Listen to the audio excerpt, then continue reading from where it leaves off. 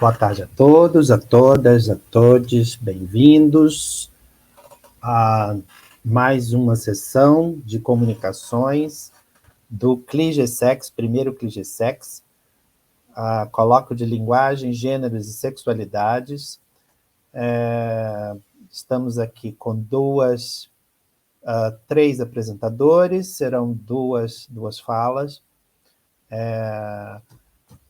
Pela ordem, né, nós temos aqui como traduzir uma identidade que não é minha, interseccionalidade como vetor na tradução LSB-LPO, da Sheila Batista Maia Santos Reis da Costa e o Daniel da Silva Carvalho, e a segunda será montando uma bimbo, notas sobre bimbo performance e performance de gênero, da Yara Ferreira Germano.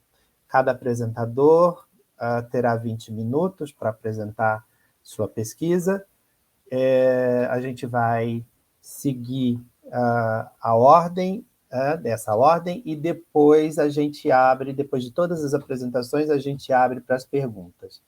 Tá certo? Então, nesse momento, eu gostaria de chamar a Sheila e o Daniel. Fiquem à vontade para se apresentarem.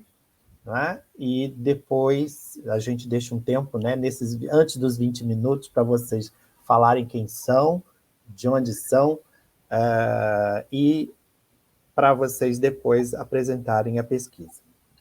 Muito obrigado por estarem aqui.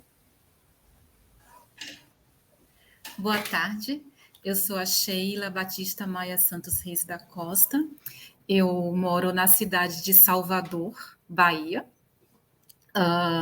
Sou egressa do curso do programa de pós-graduação em Língua e Cultura da Universidade Federal da Bahia, onde eu concluí meu mestrado em Língua e Cultura, e é o resultado dessa pesquisa que eu vou estar aqui apresentando hoje com o professor Dr. Daniel da Silva Carvalho, que é meu orientador, que é uma pessoa maravilhosa que tem me acompanhado por algum tempo, me ajudando nesse percurso acadêmico, me formando também enquanto pesquisadora. Também sou docente da Universidade do Estado da Bahia, no Campus 1, Salvador, com o componente curricular Libras. Então, eu agradeço ao professor Fábio, a toda a equipe organizadora. Estou muito feliz de estar aqui nesse momento. Obrigada.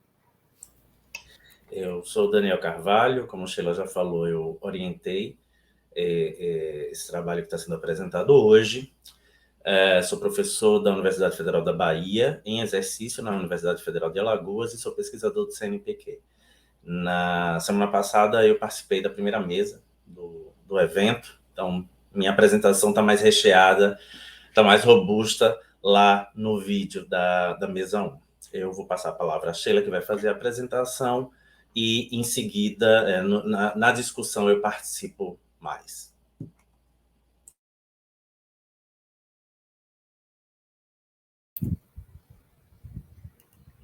Bom, acertando aqui meu cronômetro,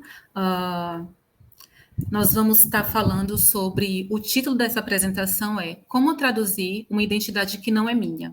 interseccionalidade como vetor, na tradução LSB-LPO. Então, nós vamos estar falando sobre a tradução da língua de sinais brasileira para o português brasileiro. No caso, vou estar tratando do discurso de um palestrante surdo que vai ter essa fala, ou melhor, o discurso, as vozes, a imagem, todo o seu ser, a gente buscar traduzir para o português brasileiro. Então, é sobre esse processo de tradução com identidades surdas LGBT, e no caso da pesquisa, que performam a arte drag queen, que nós vamos estar trabalhando. Então, vamos falar sobre tradução nesse contexto. Os apresentadores, caso vocês queiram conhecer um pouco mais profundamente, eu disponibilizo aqui o link do meu Lattes, do professor Daniel também, e a nossa página no ResearchGate com outras pesquisas que ambos temos realizado em nossa trajetória acadêmica. Então, aqui eu trouxe um pouquinho da capa da minha dissertação, que já está publicada no repositório da UFBA. Então, se alguém quiser acessar, já pode procurar no repositório da UFBA. Foi postada recentemente, agora, antes de ontem à tarde. Então, estou muito feliz, porque eu defendi o mestrado dia 15 de dezembro, e antes de ontem já foi publicada no repositório. Então, o título da minha dissertação é Estratégias Linguísticas Identitárias da Sexualidade de Surdos LGBTQIA+, no processo de tradução LSB-LPO. Como traduzir uma identidade que não é minha, que foi orientada pelo professor Daniel.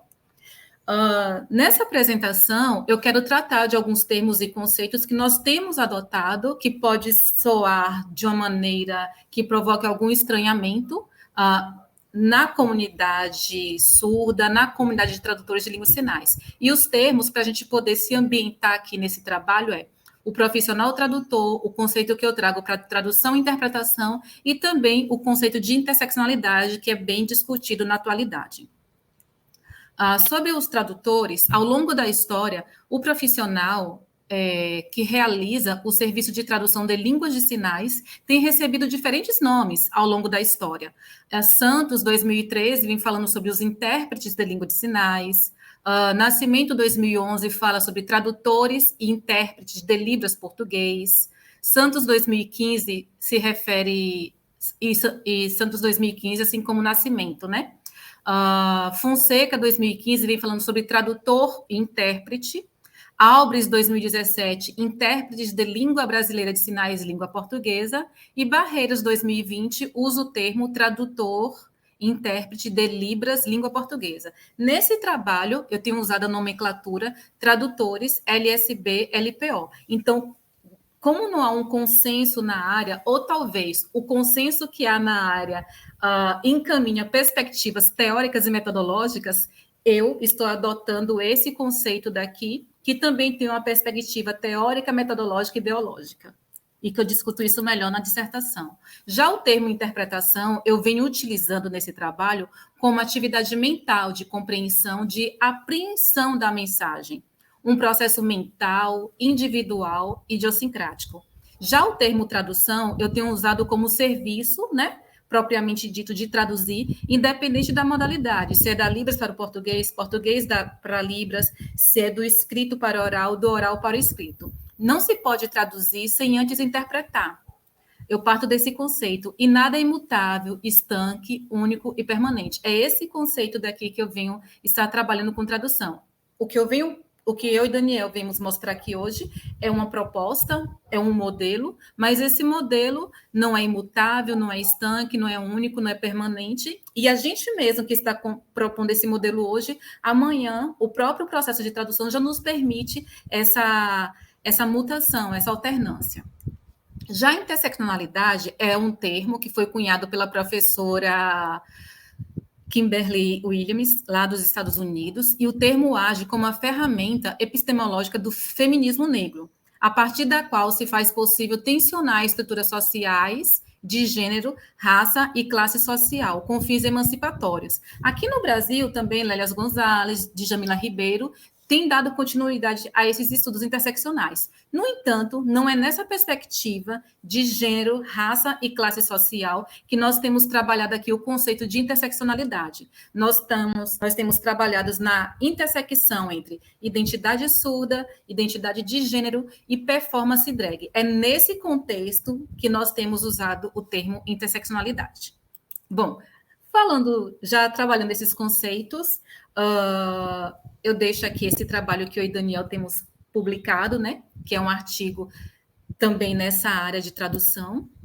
Então, é necessário dizer que na história das pessoas surdas, sobre a acessibilidade para essas pessoas surdas. Então, a gente começa a ver a notoriedade dessas pessoas, a visibilidade para essas pessoas surdas, a partir desses 2 diplomas legais. Mas como é que a lei vem tratando sobre o profissional tradutor? A disponibilidade da língua de sinais brasileira para o português brasileiro na modalidade oral garante que as vozes e imagens, como também as histórias de feitos, conquistas, lutas, proezas, fatos e ações batalhadas pelas pessoas surdas, cheguem a todas as pessoas que não acessam seus discursos por meio da língua de sinais. Então, o tradutor ele vai buscar fazer essa ponte entre as pessoas surdas e as pessoas que não são fluentes em línguas de sinais. Então, o que eu venho propor aqui nesse trabalho são estratégias de tradução. E essas estratégias de tradução são 3 que eu venho utilizando, que é a reelaboração, a tradução livre e a retradução. Então, eu venho me utilizando desses 3 modelos para poder fazer essa tradução que eu tenho como sujeito aqui discursivo, né? A Kitana Dreams. Então, se alguém não conhece a Kitana Dreams, ela é uma drag queen surda e ela tem um perfil na plataforma YouTube, também no Instagram e outros blogs também. E é esse sujeito daí que a gente vem estar trabalhando nesse processo de tradução. Então, a gente buscou nas redes sociais, na plataforma YouTube, uma drag queen surda, e nós encontramos apenas no momento com um canal bem estruturado que nos desse possibilidade de fazer uma pesquisa mais ampla, a Kitana Dreams. E aqui eu trago mais algumas imagens dela montada como a drag, linda, maravilhosa.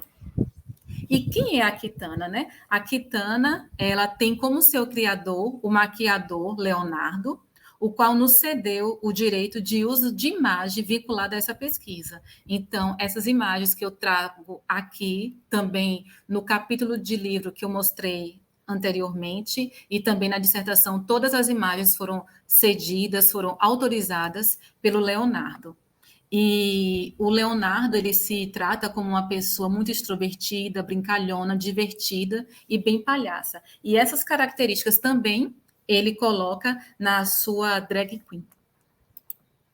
Então, qual o problema que a gente detectou, né, para poder partir para buscar se resolver esse problema? É comum presenciarmos interpretações da Libras para o português em que o discurso oral destoa não apenas o discurso produzido na língua de sinais, mas também é constituído de uma incompatibilidade da própria produção na oralidade. Esse fato ocorre nos casos em que o intérprete não realiza uma interpretação em si, isso é, conduz o sentido do discurso como locutor em uma língua-fonte, quebrando a forma dessa língua para vesti-lo como a forma de uma língua-alvo, mas realiza a nomeação em português dos léxicos da língua de sinais e conserva sua sintaxe, causando ao interlocutor ouvinte certo estranhamento dessas produções orais. Bom, o que eu quero dizer com tudo isso? Qual a minha interpretação daquilo que o Nascimento colocou? O problema real que acontece é, muitas vezes, o intérprete, o tradutor, o intérprete de língua de sinais, o tradutor de língua de sinais, por condições de formação que é precária no Brasil, pode apresentar equívocos na sua performance oral. Como, ao invés dele pegar esse discurso que está em língua de sinais e trazer numa construção cultural e sintática em português brasileiro, ele usa palavras do português brasileiro, mas mantém a mesma estrutura linguística da língua de sinais e também não faz essa adequação para a cultura das pessoas ouvintes. Então, é esse problema que a gente identifica que acontece em casos de interpretações. E tudo isso a gente vem falando que é por conta de formação, tendo em vista que a formação no Brasil, nesse escopo, é precária. Daí, como eu sempre tive maior habilidade na tradução de Libras para português do que de português para Libras, eu sempre me identifiquei mais nessa parte, eu tenho um olhar mais sensível para isso. Eu tenho um contato com a pessoa surda desde a minha alfabetização e desde 1997 que eu aprendi formalmente a língua de sinais e venho atuando como tradutora e hoje mais como tradutora voluntária ou então somente pesquisadora mesmo. Então, nessas pesquisas, que foi baseada também na minha experiência em campo, a reelaboração, ela entra, conforme Fulan, 2001, ela dá conta da aproximação do texto de partida ao público da língua de chegada. Já a tradução livre assevera que Souza, 1998, assevera que a tradução livre é caracterizada especialmente pela oposição à tradução literal. E a retradução, de acordo com Matos e Faleiro, 2014, é uma técnica que, apesar de ser pouco admitida, é frequentemente utilizada, pois os tradutores tanto traduzem como retraduzem. Bom, o que isso vem significar realmente, né, nessa pesquisa? Como foi que eu usei a reelaboração? No texto da Kitana Dreams, que está em língua de sinais, né, eu empreguei o estilo de fala genericamente atribuído à fala drag. Por meio da reelaboração, considerei a inserção de perguntas no final da frase e a marcação de único gênero. Então, foi essa modificação que eu fiz para poder adequar a cultura ouvinte e ao estilo de fala drag.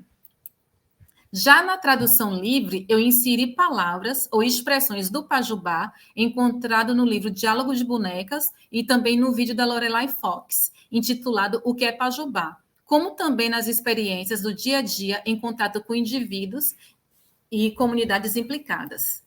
Na retradução, eu fiz ajustes gramaticais essenciais na estrutura gramatical do português, a fim de atender à língua e cultura do público de chegada, no caso, que são as pessoas ouvintes.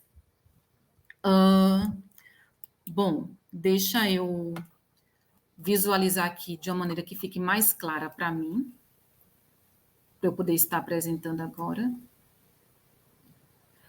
Então, aqui, nesse slide, que não está, acho que visualmente assim tão claro, né? Então, o que acontece? Na primeira coluna, eu peguei o texto que estava no vídeo da Kitana Dreams, né? A legenda do vídeo da Kitana Dreams. Na segunda coluna, eu fiz ajustes apenas na reelaboração, que foi inserção de perguntas no final da frase. Na terceira coluna, eu fiz inserção de vocabulários e expressões do Pajubá. E na quarta coluna, eu fiz os ajustes gramaticais. Tirei a estrutura gramatical da Libras e coloquei a estrutura gramatical do português brasileiro, ok? Vou dar um exemplo aqui.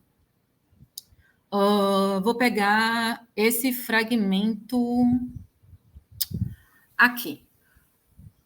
Hello, queridas e queridos. Hoje o vídeo vai ser uma tag sobre mim. Yes, show. Tag me conhecendo melhor. Na primeira opção, hello, queridas e queridos. Eu já botei o K, que esse K de queridos, né? Não, já está no texto original mesmo. Hoje o vídeo vai ser uma tag, tá? Sobre mim, e é show.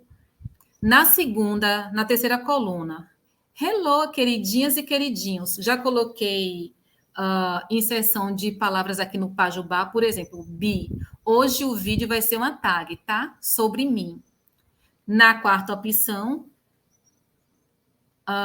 hello, minhas queridinhas e queridinhos. Eu fiz a inserção aqui de minhas, porque eu achei que ficaria mais interessante na construção em língua portuguesa.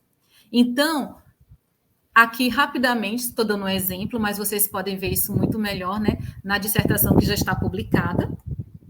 E eu vou avançar agora. Então, quando eu usei o fragmento bi no texto, é uma gíria para no Pajubá, que vem marcando uma relação afetiva da drag com o seu público. Então, foi essa aproximação que eu quis fazer. O bi, algo afetivo, algo delicado, algo que proporcionasse uma afetividade, uma aproximação da drag com seu público. A gente vê que no texto original não tem isso, mas eu acredito que nessa função de tradutora eu tenho que fazer essa mediação, porque em língua de sinais eu consegui enxergar isso na sinalização de Kitana. Claro que ela fez isso na cultura surda, na sintaxe e com léxico em língua de sinais, mas quando eu penso na estrutura do português brasileiro, ainda que eu não tenha visto isso claramente na língua de sinais, para fazer um ajuste cultural, a gente tem essa autonomia para poder fazer essas inserções que são necessárias e constrói o sentido do trabalho.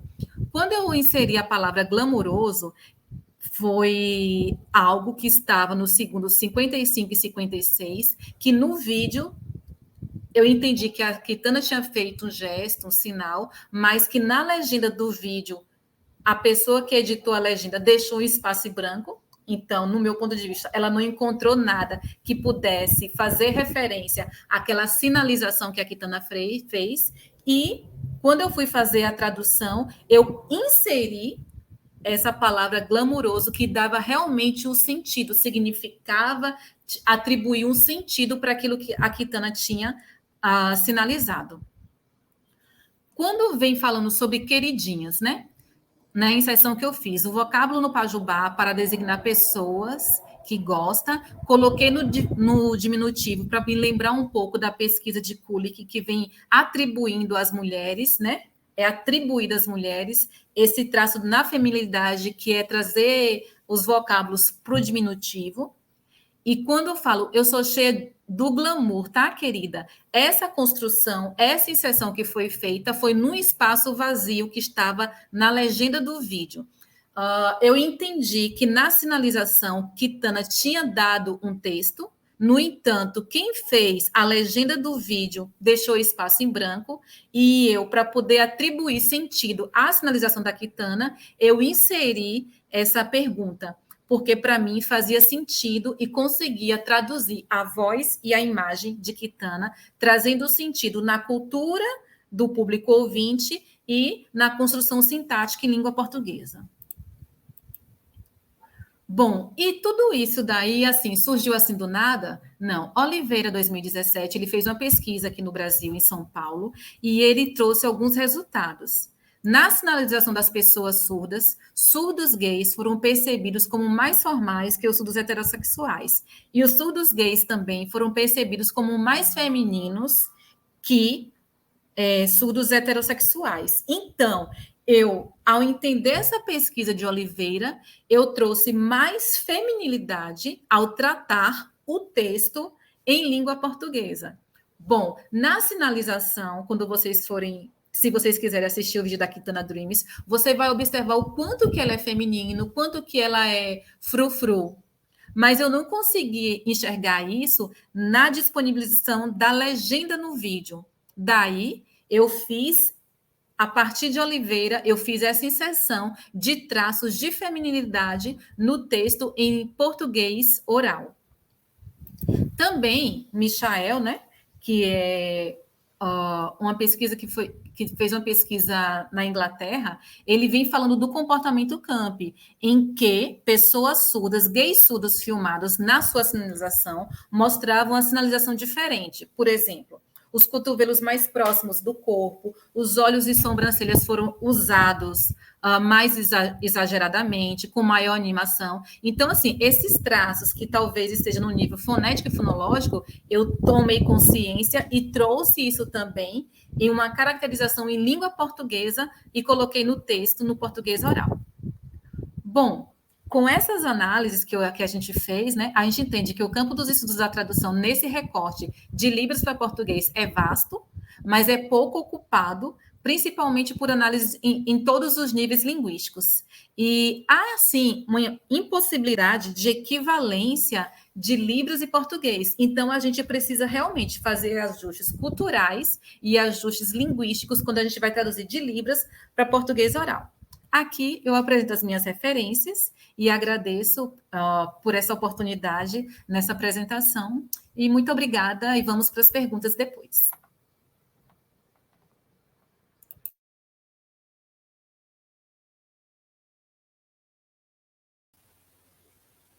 Obrigado, Sheila. Muito instigante seu trabalho. Eu estou aqui já cheio de algumas questões que estão me fervilhando aqui, tá?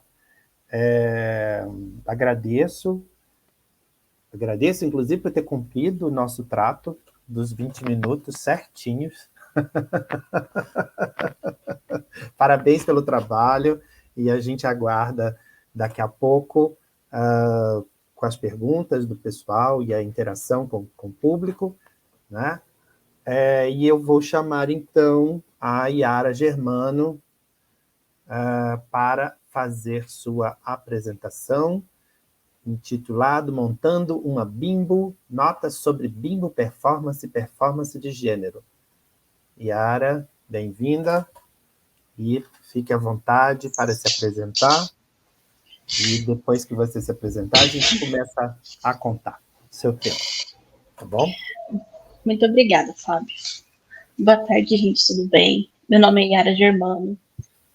Eu sou aluna do mestrado no programa de pós-graduação em estudos literários da UFO, e eu sou orientada pelo Fábio.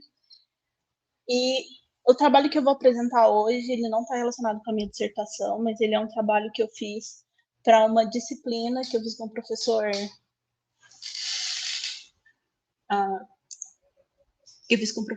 Daniel. E deu certo? Acho que deu certo agora a compartilhamento do slide, desculpa. E é um trabalho que eu fiz com o professor Daniel para a disciplina...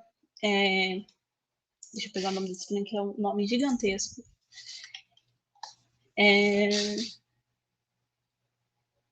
Performatividade e constituições discursivas do sujeito nos estudos queer. E trabalho... Okay. Agora com o slide, gente, desculpa, falhas técnicas. Essa é a capa do trabalho. Então, o meu trabalho, ele é uma discussão a respeito de o trabalho de uma outra autora, uma pesquisadora, que ela fez uma análise do que é ser uma BIM, e ela vai entender a bimbo como uma expressão de gênero e não como uma identidade. E o objetivo do meu trabalho vai ser justamente discutir o que ela apresentou nesse trabalho dela. O nome da autora é Irgerminde. Então, para começar, o que é uma bimbo? O que caracteriza uma bimbo? Como eu disse, é uma identidade de gênero que ela é baseada em 3 pilares. O pilar da hiperfeminilidade, da promiscuidade, não gosto muito dessa palavra, eu vou elaborar um pouco sobre isso, e a modificação corporal. Então, uma bimbo pode ser tanto um homem quanto uma mulher hiperfeminino ou hiperfeminina, promíscuo, por falta de uma palavra melhor, porque promiscuidade geralmente carrega uma conotação negativa, e aqui eu não tenho intenção nenhuma de apresentar isso com um quê de negatividade. É mais por falta de uma palavra que consiga dar essa ideia de talvez liberdade sexual. E a modificação corporal, que é a intenção de criar um corpo mais feminino o possível, numa ideia que vai ultrapassar a barreira do que é um corpo feminino ideal dentro dessa matriz da heterossexualidade. Então,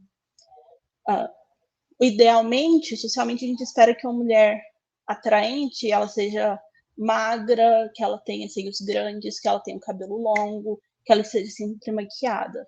Uma bimbo vai ser um exagero que sempre vai buscar uma ideia plástica, não natural, extremamente sexualizada, uma aparência que remeta muitas vezes a atrizes pornográficas, e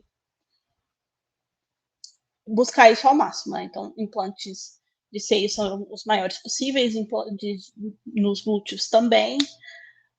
A questão da magreza nem sempre entra como um requisito, nem necessariamente a questão de ser loira ou de ter cabelos grandes, mas é sempre na ideia do extremamente feminino. E para fazer uma diferença aqui do que seria esse uma mulher feminina e uma bimbo hiperfeminina. Eu trouxe alguns exemplos aí no slide, que primeiro nós temos as Kardashians, aquela primeira foto, em seguida nós temos as personagens de Garotas Malvadas, em seguida a gente tem a Alicia Mira, que é com quem faz parte do meu corpus da análise, junto com o texto que eu estou contestando, e a Paris Hilton.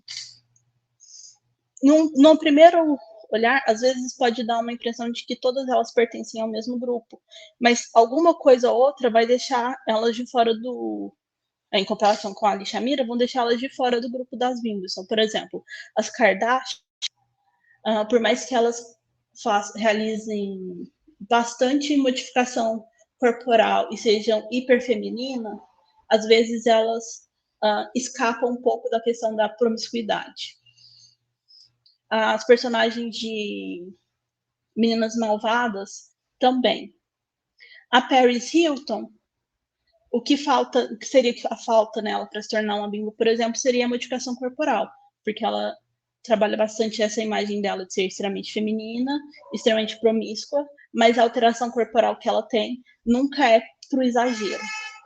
É sempre para parecer o mais magra e o mais natural possível.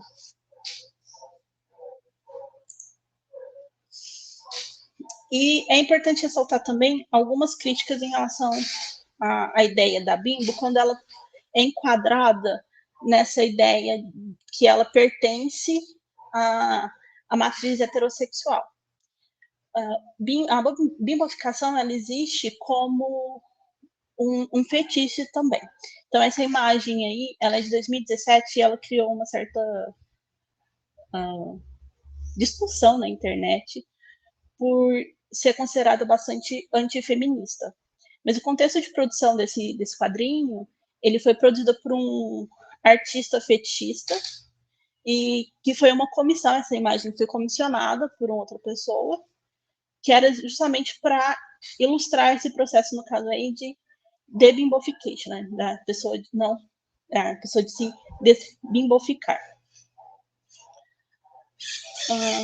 E quando entra dessa esfera de achar que a bimbo ela faz parte dessa matriz heterossexual, que ela só é uma mulher hiperfeminina, existem algumas críticas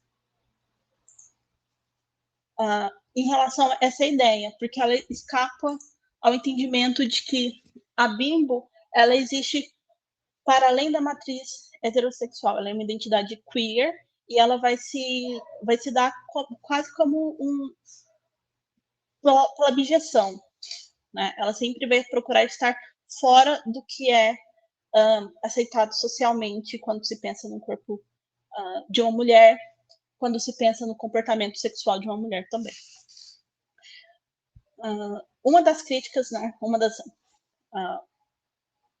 dos confrontamentos da crítica é da Amira, e ela diz que as críticas que julgam como a bimboficação como misógino por ceder a uma fantasia masculina, para o modelo que se considera feminista, o patriarcado cerceia as escolhas das mulheres, e a partir do momento em que ela escolhe ser hiperfeminina e hipersexualizada por vontade própria, consciente da libertação que reflete na sua sexualidade, não que possa reduzir suas decisões a mera misoginia internalizada.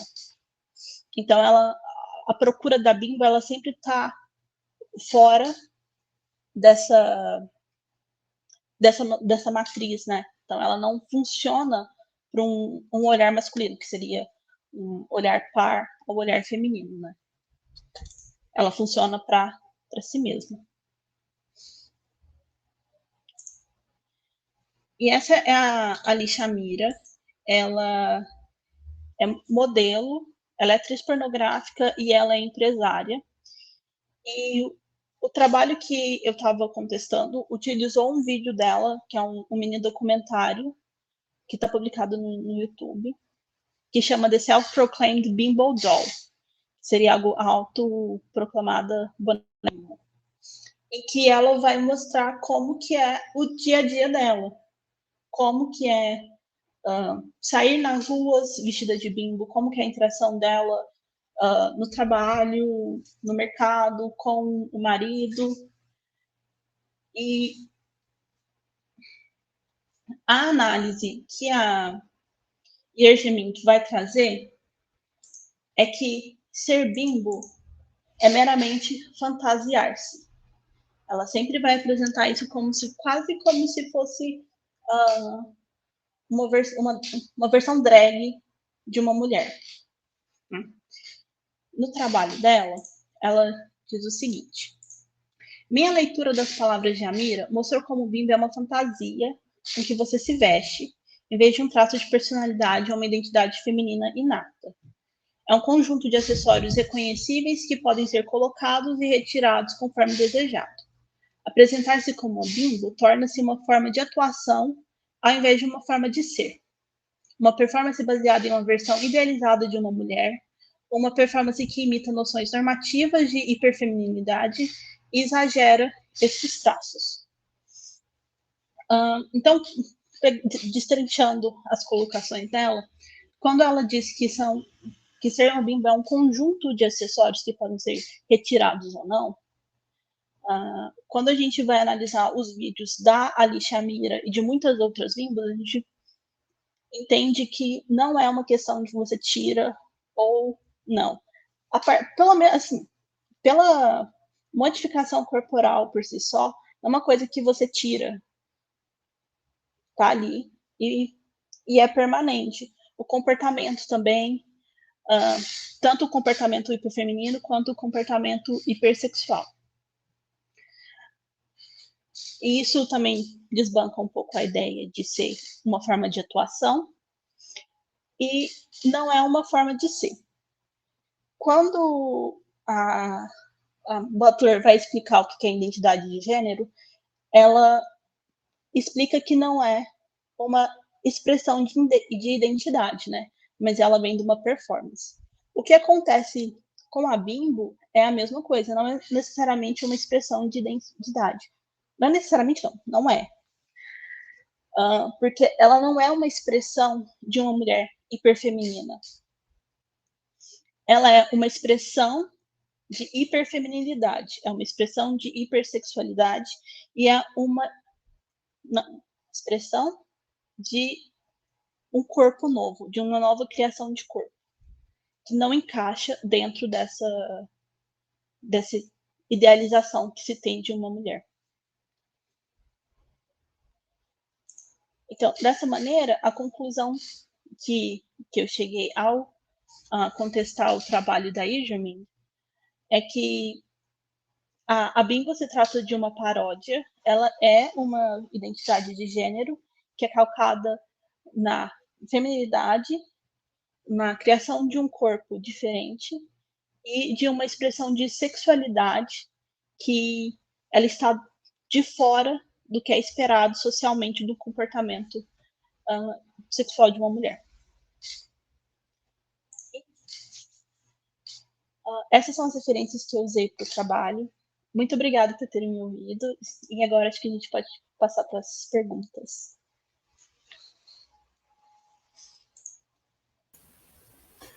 Obrigado, Yara, pela sua apresentação. Muito obrigada. Tranquila, mas foi rápida, não é? Eu nem sei como é que eu fiquei tranquila. Não que você tenha corrido, fez tudo ok, apresentou tudo direitinho. Você se preparou para 10 minutos, pelo visto. Sim, eu estava muito preparada com a apresentação que eu tinha feito para a disciplina do Daniel, Uhum. E também o que acontece é que não tem muita referência sobre bimbo. Então, para explicar bimbo, acaba sendo uma coisa bem curtinha. E o trabalho que eu discuti também é um trabalho muito curtinho, ele tem 5 páginas. Entendi. Ok. Aí acabou ficando bem curtinho.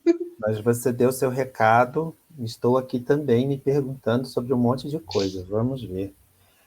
Primeiro, já agradeço por me apresentar a Bimbo. Eu não sabia que tinha o nome e tudo mais.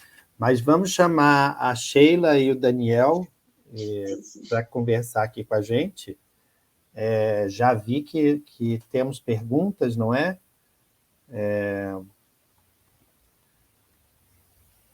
Deixa eu só pegar aqui.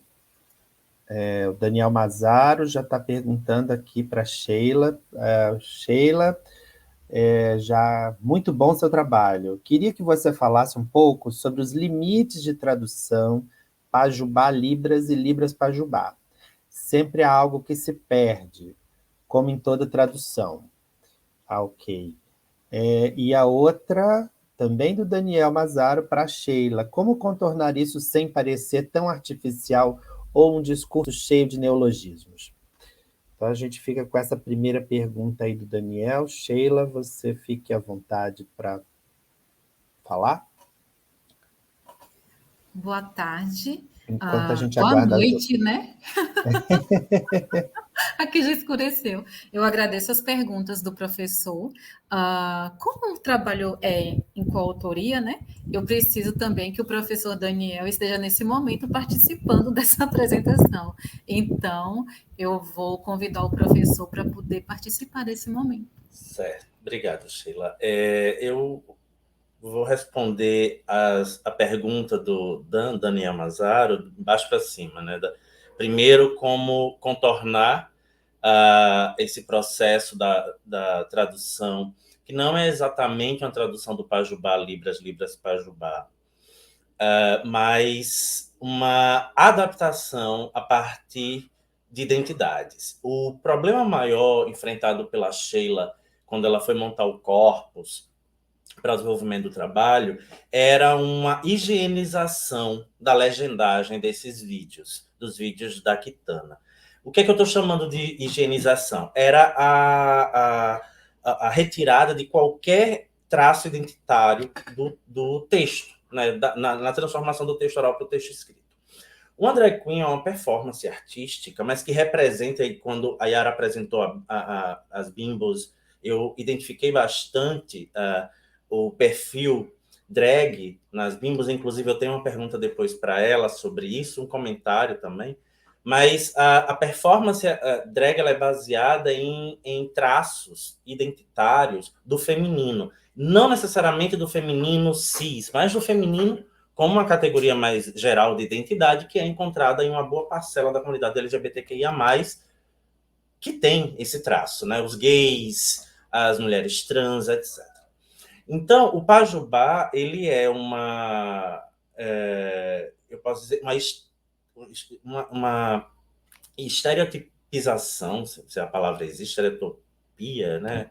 Se criou um estereótipo da fala dos membros dessa comunidade e se tratou chamar de Pajubá.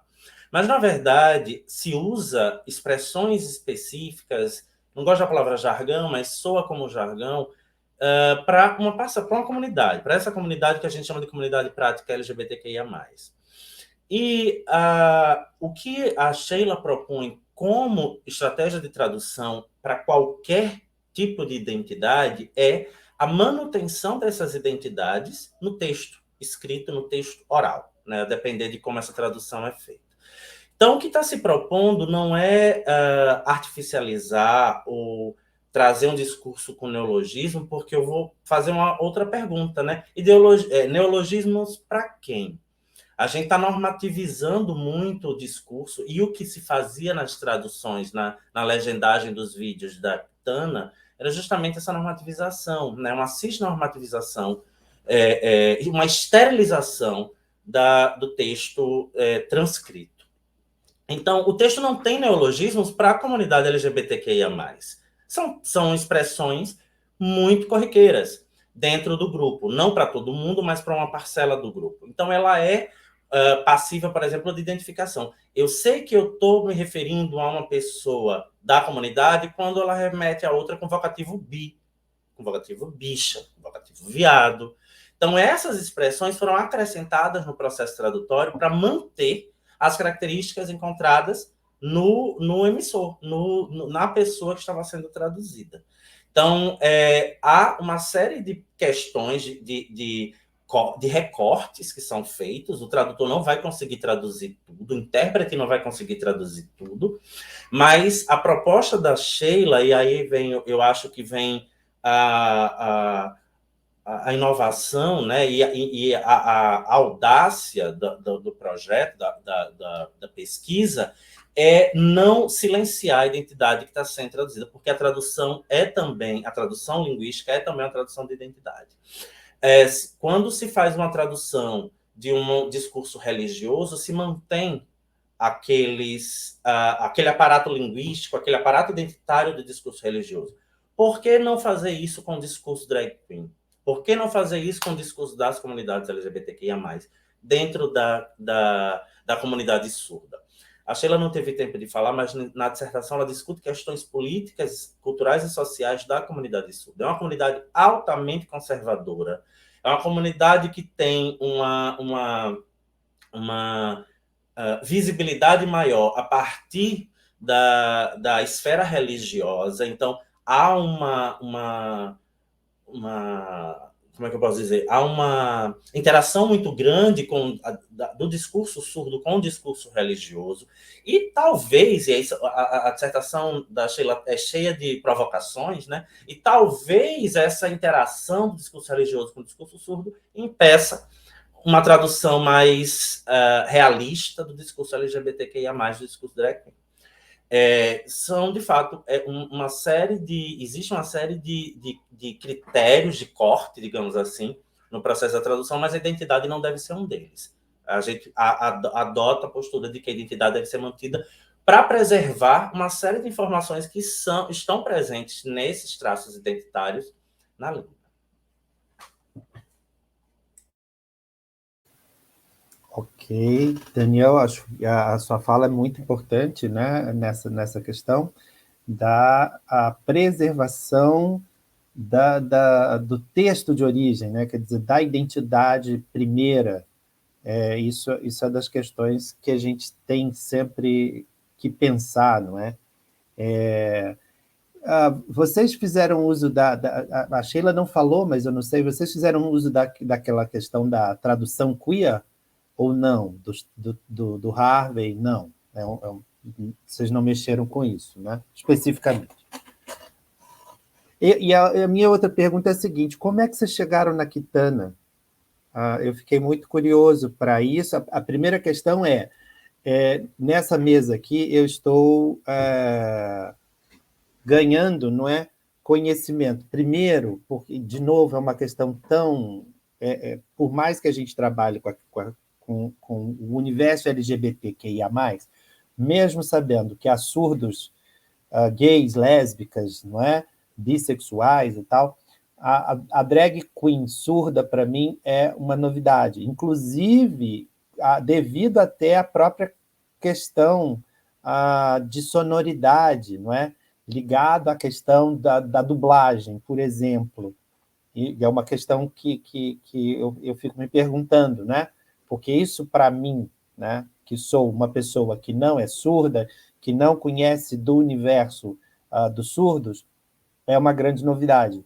E aí a minha pergunta está nesse lugar. Como é que você chega? Porque você falou, chegamos na Kitana porque a Kitana tem um site. Já estou atrás do site aqui, já vi que ela tem um site, né? Mas como é que vocês chegam nela? E se houve uma pesquisa anterior, Sheila, por outras drag queens se você encontrou? Eu acho que a Sheila pode responder isso fazendo um pouco um histórico do que seria a dissertação e como ela chegou onde chegou. Porque o Covid tem culpa nessa história. Tá bom, professor. o nosso objetivo, em 2017, nós fizemos um projeto piloto na UFBA, né? E nesse projeto piloto, a gente convidou pessoas surdas daqui de Salvador, pessoas implicadas nas identidades de gênero. Então, a gente estava com essa ideia. Em 2019, quando eu passei na seleção do mestrado, a gente estava com essa intenção de convidar pessoas de comunidades surdas LGBT daqui de Salvador. Bom, em janeiro de 2020, eu fiz a matrícula no PPG Link. Em março, começaram as aulas e o professor Daniel tinha me pedido o projeto para submeter ao CEP, né, ao Comitê de Ética em Pesquisa. Nesse processo, veio a pandemia. Então, as aulas foram suspensas e daí eu, tipo assim, eu não vou parar. Eu não posso parar. Eu não posso parar, mesmo porque eu tinha pedido licença do trabalho, né? Tinha uma portaria e eu tinha um tempo para poder concluir o meu mestrado independente de pandemia. Independente de qualquer coisa que eu pudesse estar contornando de alguma forma. Então, nesse momento, eu me dediquei totalmente ao isolamento social, bem rígido mesmo, para eu poder me concentrar, me afastar de qualquer abalo que eu pudesse ter, então me concentrei nas pesquisas, e daí eu fui para aquilo que sobrou para todo mundo, que foi a internet. Então, na internet, eu fui buscando o que é que eu posso salvar minha pesquisa, já que eu queria fazer uma pesquisa de campo. Aí eu comecei a procurar, né? E daí veio qual lugar que eu poderia encontrar algo mais sólido para mim, em forma de sinalização. Para mim, seria vídeos, e vídeos na plataforma YouTube, que é bem densa em vídeos de várias pessoas surdas. Daí, eu usei o descritor, né? Drag Queen surda. E quando eu uso esse descritor Drag Queen surda, só aparece a Kitana Dreams. Então, até o momento no Brasil, não só pelo descritor, mas também na minha própria inserção na comunidade surda, há mais de 20 anos, eu não conheço outra drag queen que tenha um canal aberto ao público, que seja um canal sólido, denso, para que a gente realmente possa fazer pesquisas, tenha todo o aparato ali, ferramentas que a gente possa realmente ser substancioso para poder fazer uma pesquisa. Mesmo sem substância, eu também não conheço nenhuma outra drag queen que tenha um canal no YouTube. Então, tem uma outra pessoa também, o Leonardo Vitorino, que é um surdo daqui da Bahia, e que ele deixa... Ele tem a drag dele, né? Se eu não estou equivocada, a Lili, mas assim, ele só fez uma aparição na internet, mas ele não tem um histórico dessa drag dele. Então, o que acontece? Só sobrou só tinha a Kitana Dreams. Então, eu falei, poxa, para a comunidade de prática, eu precisava de mais sujeitos. No entanto, eu vou, de alguma forma, dar o meu rebolado, fazer o meu jogo de cintura para poder conseguir dar conta dessa pesquisa. Daí a gente mudou alguns objetivos para poder estar direcionando, pesquisando, e a gente conseguiu fazer uma boa pesquisa, eu acho. A gente conseguiu dar conta daquilo que a gente queria, trazer soluções nesse processo de tradução de Libras para a língua portuguesa. E é como o professor Daniel falou, é uma questão de manter a identidade. O que a gente percebe é que parece que tradutores, como o professor Daniel falou, a questão religiosa, a história dos tradutores no Brasil por exemplo, na minha década, né, os tradutores da década de 90, do século 20, os tradutores do século 20, eu não sei quem foi o tradutor que não veio de um ambiente religioso, porque era um tempo que não existia lei de Libras, não existia regulamentação praticamente de nada na área da surdez. Então, assim, era trabalhos voluntários, caritativos, de assistencialismo, e quem fazia esse papel era a igreja. Então, a gente, né, adolescente e do interior também, a gente tinha o que para fazer na vida? Vou trabalhar com surdo na igreja, vou fazer trabalho voluntário. Então, na minha geração, né, de tradutores, são pessoas que trabalhavam na igreja, adolescentes que se ocupavam na igreja e iam trabalhar com surdos. Então, nessa geração, veio esses tradutores. Então, a gente vem com essa característica, né, de discursos religiosos. Aí daí é aquilo que eu discuto na minha dissertação. na maioria das igrejas, uma perspectiva fundamentalista, e numa perspectiva fundamentalista a gente vê muito de preconceito e discriminação. Mas agora, no século XXI, a gente já vê outros pertencimentos religiosos, né, progressistas, e que vive com respeito, com naturalidade com as identidades de gênero, e que não vê problema nisso. Então, assim, a gente explica nessa dissertação essas questões que tem. Então, a gente tem esse tipo de profissional nesse trabalho. Então, daí, parece que quando vai fazer a tradução, além das questões linguísticas mesmo, por falta de formação que se omite no texto em língua portuguesa, mantendo a estrutura da língua de sinais, também faz essas omissões das identidades. Então, quando a gente resgata isso, a gente não está fazendo... colocando novidades, colocando acréscimos desnecessários. Não, a gente está recuperando, de fato, o discurso desse emissor. O que no discurso? As características identitárias dele, as características culturais, as características históricas, aquilo que a Kitana coloca na sua expressão, na sua imagem, na sua maquiagem, na sua roupa. Como é que a gente traduz esse figurino dela para um texto oral? Como é que a gente traduz essa identidade dela para um texto oral? Então, é isso que a gente faz. Com isso, a gente rompe com o ideal de fidelidade. Os tradutores, né, talvez por uma questão de bíblica, de manter o texto fiel, ele pode achar que se eu fizer um acréscimo, se eu fizer um ajuste, eu vou estar sendo infiel com a tradução. E na tradução, a gente é um traidor. Então, a gente assume esse papel nessa pesquisa. A gente realmente é um traidor, a gente vai se distanciar desse ideal de fidelidade e desse ideal de neutralidade, mas a gente vai manter a essência e o sentido do discurso originário, que no caso é o discurso da Kitana Dreams. Só para complementar a fala da Sheila, o trabalho inicial, o projeto que foi aprovado para o mestrado era um projeto de tradução voltado para a sociolinguística. Por isso que a ideia de fazer uma coleta com informantes, e isso foi frustrado pelo isolamento, né, pela pandemia, e a Sheila chegou com a ideia de a gente procurar vídeos.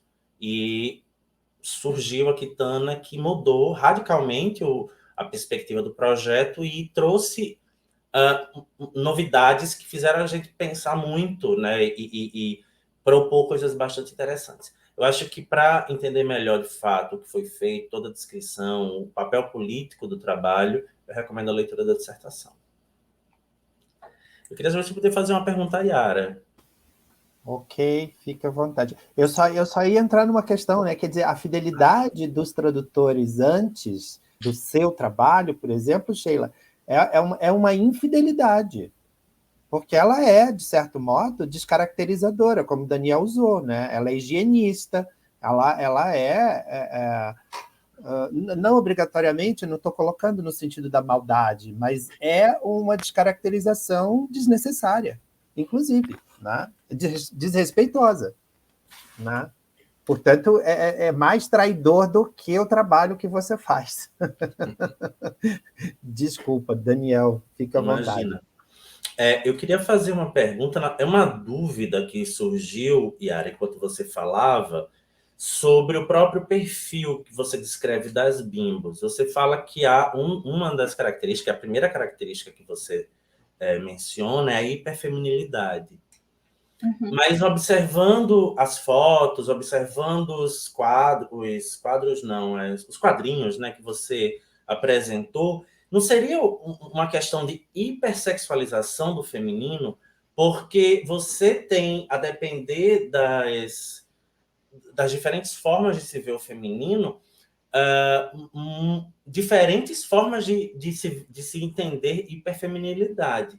Eu acho que numa comunidade conservadora, aquela característica, as características da bimba não seriam de hiperfeminilidade, né? Seriam de um exagero de cunho mais sexual. Você fala isso no fim da sua apresentação. Você vai falar em hipersexualização.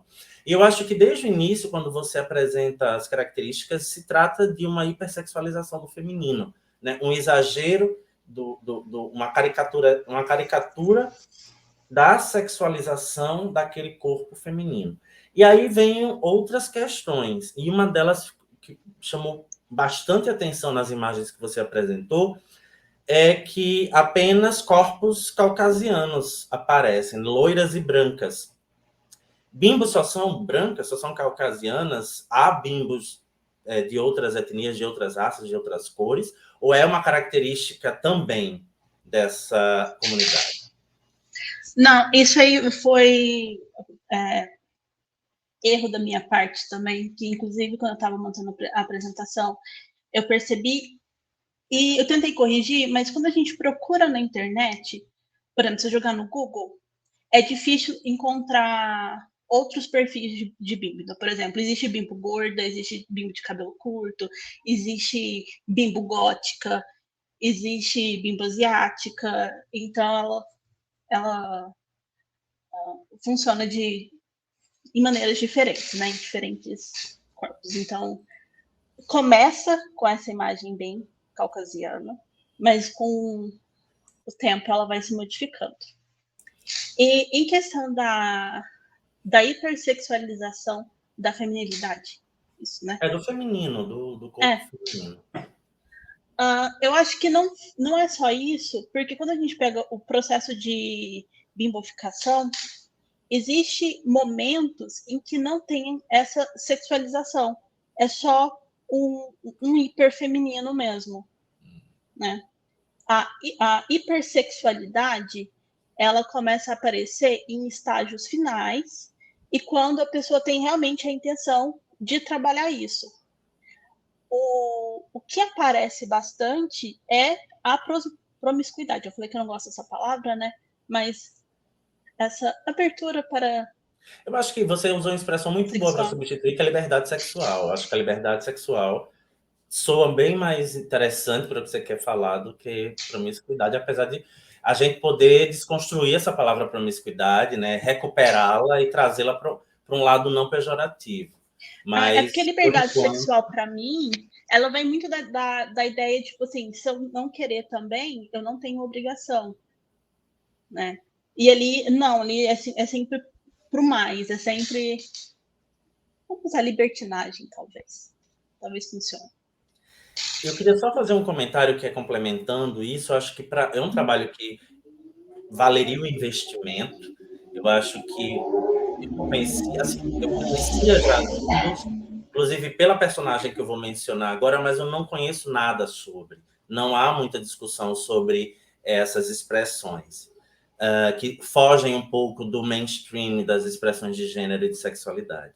E aí eu lembrei de uma drag queen, eu sou muito fã dos drag races da vida, da RuPaul's Drag Race, e ela começou a fazer nos diferentes países e houve o Drag Race Canadá. E no Drag Race Canadá tinha uma drag chamada Jimbo, inclusive o nome dela vem das Bimbos. E ela tem uma personagem Bimbo. Muito recentemente, ela participou de uma outra edição do Drag Race, e logo depois da eliminação, ela começou a aparecer nos vídeos no Instagram usando essa personagem, que é com ela usa um macacão de borracha, de silicone, com um super peito, super bunda e cinturinha, e ela faz uma caricatura da Bimbo. Eu acho que quando uma drag queen começa a trabalhar determinada imagem, ela significa que, de fato, ela faz parte do universo feminino. Porque drags, na maior parte na maioria dos casos, personificam e exageram as características da feminilidade. E eu acho que o caso da Jimbo é um reforço dessa característica feminina das Bimbos, né? Talvez, de alguma forma, dê para trazer essa personagem da Jimbo, a própria Jimbo, né, adotando um nome que soa parecido com Bimbo por conta das características da drag dela, mostrar que é uma drag, que é uma expressão de gênero, tanto é que dragificaram essa expressão. Porque uma drag, ela acaba dragificando uma série de identidades, né? Você transforma uma identidade punk numa drag, numa personagem drag, você exagera aquele punk, você exagera aquele emo. Então, as diferentes drags, eu gostei da palavra dragificar, elas dragificam, elas caricaturizam, né, exageram aquela expressão. E talvez seja um reforço mesmo, uma evidência de que bimbo é uma característica, uma expressão de feminilidade, né? Uma vez que você tem uma drag representando isso. Mas era essa a minha observação, essa a minha sugestão. E, assim, é um trabalho que às vezes ele fica muito baseado em exemplos, né? Porque, assim, se você pegar um ponto de vista teórico, não tem muita coisa. Então, o que a gente vê que vai aparecendo, por exemplo, existem homens bimbos e existem rimbos, que são homens que vão exagerar na masculinidade. Só que quando você pega rimbos, ninguém consegue identificar muito bem o que tem ali. Então, até para fazer essa diferença, né? Para que lado vai a feminilidade, que lado vai a masculinidade, assim, você vai criar identidades diferentes. É um trabalho, assim, acho que eu gostei muito desse trabalho, então acho que se tirar um tempinho, eu consigo dar uma expandida. E levar em consideração essa questão da hipersexualidade, sexualização do feminino, que é um ponto interessante que eu preciso trabalhar no trabalho escrito, que ele pode gerar essa confusão mesmo. Muito obrigada. E acho, Yara, só para contribuir aí, né, porque você fala em paródia, mas a Bimbo, do jeito que você está colocando, ela é paródia da paródia. Ela já vai muito mais, quer dizer, ela é o paroxismo da coisa, né? Ela amplia muito mais, porque se você pega e você usa aí as Kardashian como a paródia, né, que é o feminino ali, a paródia do feminino já está nelas. Tá? Quando você chega na Bimbo, você tem a paródia da paródia. Agora, você colocou o Rimbo, que já existiu o Rambo, não é? E que a gente chama de Barbie, nos casos das bibas.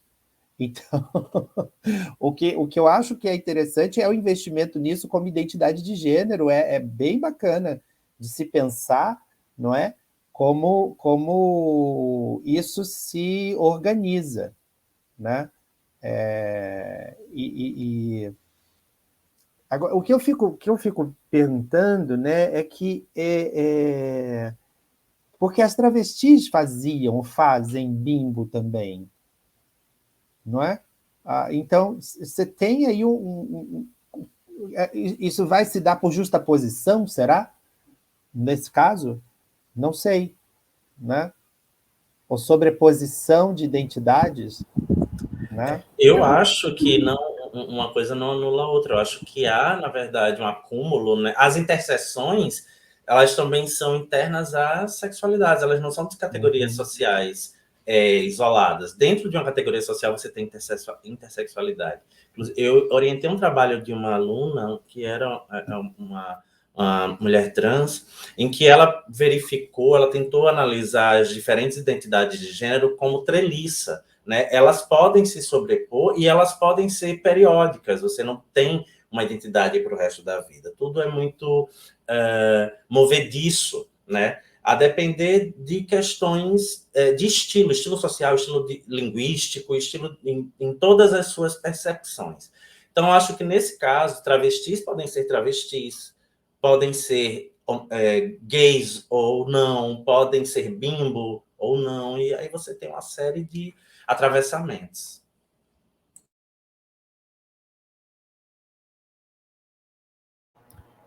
Então, eu ia falar, eu sigo bastante gente no Twitter que tem bastante travesti bimbo, que se reconhece como bimbo, não apenas como travesti. Então, acho que vai acontecendo isso mesmo, das identidades se entrelaçando. É porque tem uma questão das alterações corporais que ficam também difíceis de serem retiradas, né? É preciso lembrar que nem toda prótese sai fácil. Então você tem aí um caminho bastante complicado, né? E até mesmo essa ideia, porque eu me lembro trabalhando com a questão drag, a ideia que se tinha antes era que a drag se desmontava e ok, ela virava homem. Acontece que você fazendo drag durante muito tempo, Não é tão simples assim. Você já colocou Pirelli, você já organizou outras coisas, e isso vai se alterando, e daí uma grande dificuldade de se desfazer essa identidade. Não que ela não possa existir. Eu conheço um caso de se desfazer, né? Já pela segunda vez essa pessoa já está se desfazendo.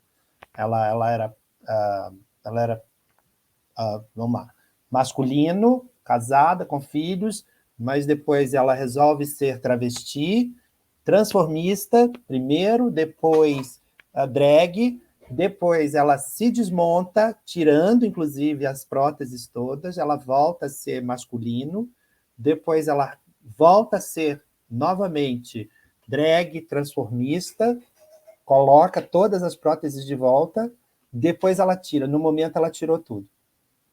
Então, você tem essa troca constante, é claro que ela pode existir, mas é sempre interessante pensar, né? Não é tão simples assim quando a gente fala que pode mudar, né? Essa identidade desses sujeitos, né? Elas são sempre muito movediças, como a de todos nós, isso não tenho dúvida. Mas, nesse caso, ela vai tendo esses empecilhos, me parece, com essa mudança corporal tão radical, às vezes, né? Eu fico me questionando, comecei a pensar agora, se nesse caso específico, né, de que as alterações corporais são essenciais para a interpretação, né, social de uma bimbo, se trata de fato de uma identidade. Porque eu fico pensando, eu entendo identidade como algo muito mais abstrato do que a necessidade de se fazer a modificações corporais para se atingir essa identidade, né? Seria mais consequência. No caso do Ambimbo, pelo que eu entendi que a Ara falou, há bimbos que não têm ainda modificação, então você tem estágios, mas obrigatoriamente deve haver a modificação corporal, Yara, para que haja, que se atinja, digamos assim, a expressão bimbo, porque talvez se torne, a gente possa entender como uma expressão de gênero, de alguma outra categoria, mas uma expressão, não necessariamente uma identidade. Todo mundo coloca assim como uma obrigação. Não A gente não está ouvindo, Yara, está baixinho. Peraí. Será que é porque meu fone é Bluetooth? Eu acho que desconectou.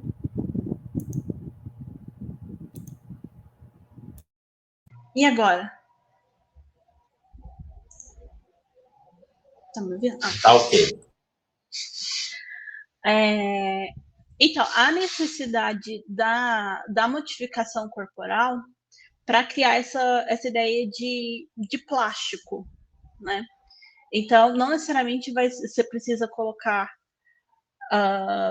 fazer todo tipo de modificação. Por exemplo, o trabalho a pessoa que eu uso como exemplo, que é a Lixa, ela fez assim, implantes, retirou costela, tem implante na bunda, na boca, tirou, fez bichectomia, então tem tudo, né? Então a ideia é de parecer artificial.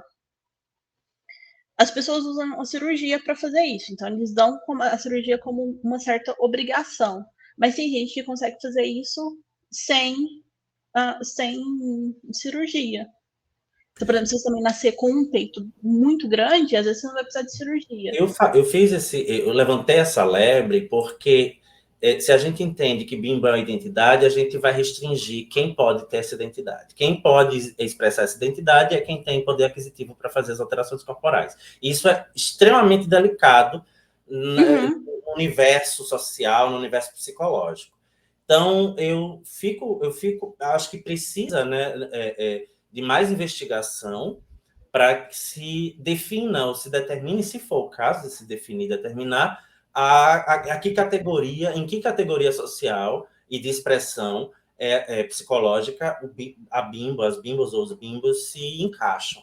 Porque é muito delicado a gente assumir que uma identidade exige determinados investimentos, porque a gente tem identidade mais como um processo mais psicológico, né? Então, eu posso me identificar como uma bimbo, eu posso me ver dessa forma, e aí tem todos os processos de negação do corpo e etc. Eu não sou especialista nisso, por isso que eu não quero me aprofundar, mas me deixou um pouco incomodado assumir uma expressão que depende de questões que fogem do próprio querer, né, do indivíduo, do sujeito, para que seja realizado. A gente tem identidades de gênero que como é que se diz? Que se aproximam, né? Por exemplo, uma identidade trans, uma pessoa trans, ela não se identifica com o corpo que nasceu, e a partir daí ela começa a fazer algumas alterações que não necessariamente exijam um investimento financeiro, né? O ideal é que se consiga, mas pode-se fazer algumas alterações, porque o que importa é como a pessoa se percebe. No caso das bimbos, pelo menos pelo que se vê, eu dei uma pesquisada rápida aqui no Google, todo mundo aparece com modificação corporal. Então, acho que tem uma questão, eu vou chamar de ética, por falta de outra palavra, envolvida aí, que precisa ser amadurecida, para que a gente chegue em algum lugar mais sólido para discutir essa categoria. Então, a minha interpretação disso é que essa identidade, ela esbarrava, não só esbarra, mas ela se mistura um pouco com grupos que fazem modificação corporal. Então, gente que é extremamente tatuada, que faz muito piercing. Então, assim, eu acho que se a pessoa se identifica como uma bimbo, resolve fazer essas cirurgias, eu acho que ela não vem como imposição, acho que ela vem como interesse da pessoa, né? Mas realmente tem um quê claro, né? Porque são cirurgias extremamente caras. São absurdas de caras, mas enfim.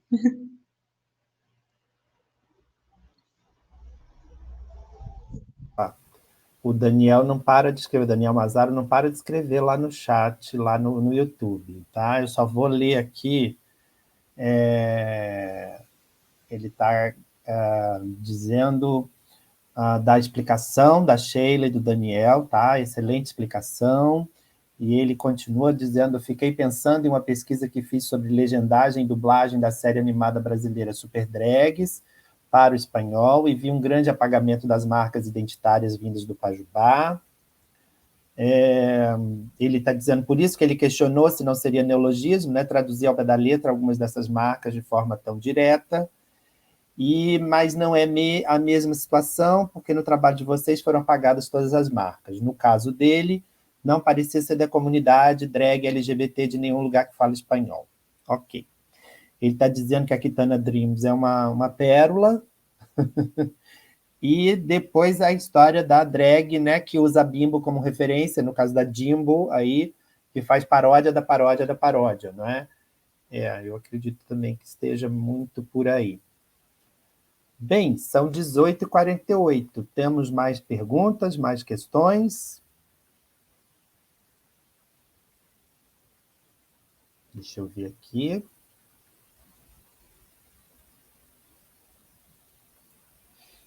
Lá no YouTube não apareceu nada, não. Vocês querem deixar as palavras finais? Então, eu queria agradecer aos organizadores do evento. Eu acho, é uma pena não estar conseguindo assistir tudo, porque eu falei nos bastidores que eu estou começando a trabalhar numa instituição nova, e segunda-feira começam as aulas, então eu passei essa semana toda preparando material e não consegui assistir, mas sei que está lá no YouTube e vou querer assistir tudo. São pessoas muito queridas que estão apresentando e outras eu não conheço, fiquei muito interessado. E eu acho que é essencial esse tipo de investimento, né? Investir em eventos dessa natureza. Eu acho que eu falei na mesa que eu participei na semana passada, foi semana passada, que há um abismo, né, desse tipo de trabalho, principalmente na área da linguística, que é de onde eu falo, e eu acho que os trabalhos que estão sendo apresentados, uma boa parte desses trabalhos se comunicam diretamente com as diferentes áreas de letras e das áreas afins, e isso precisa ser multiplicado, e precisa aparecer. Eu acho que há um apagamento de trabalhos dessa natureza na área de letras, eu acho que a gente precisa expor mais. E o fato de estar sendo transmitido e registrado no YouTube, ficar lá para a posteridade, é uma excelente iniciativa. Então, eu queria dar os parabéns aos organizadores e dizer que eu estou muito contente de fazer parte desse evento.